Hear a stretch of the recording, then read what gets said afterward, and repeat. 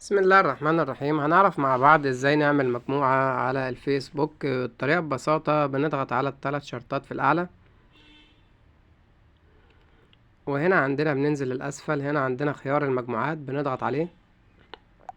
هنا عندنا إنشاء مجموعة بنضغط على إنشاء مجموعة.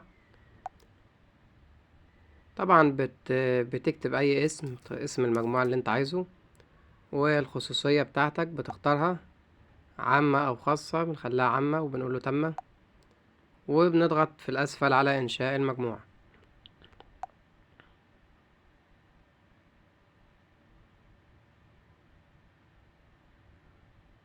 هنا زي ما احنا شايفين كل اللي بنعمله بقى بنضيف أصدقاء للمجموعة، نبعت دعوة، وطبعا اللي بيقبل الدعوة بيبقى معانا في المجموعة، وبنضغط في الأعلى على التالي. هنا عايزين نحط صورة غلاف في المكان ده، بنحط أي صورة غلاف، بنضغط ضغط على تعديل، وأي صورة عندك على الهاتف بتحطها صورة غلاف أو بتحمل أي صورة.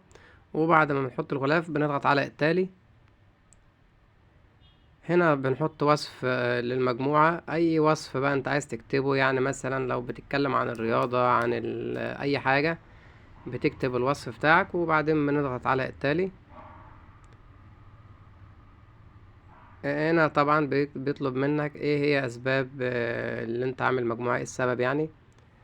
فانت بتكتب اي سبب، وبنضغط هنا بنرجع مع بعض.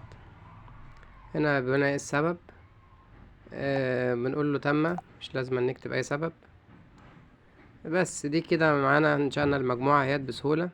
ديت الطريقة معانا ببساطة. لو عجبك الفيديو ما تنساناش باللايك والاشتراك في القناة، والسلام عليكم ورحمة الله وبركاته.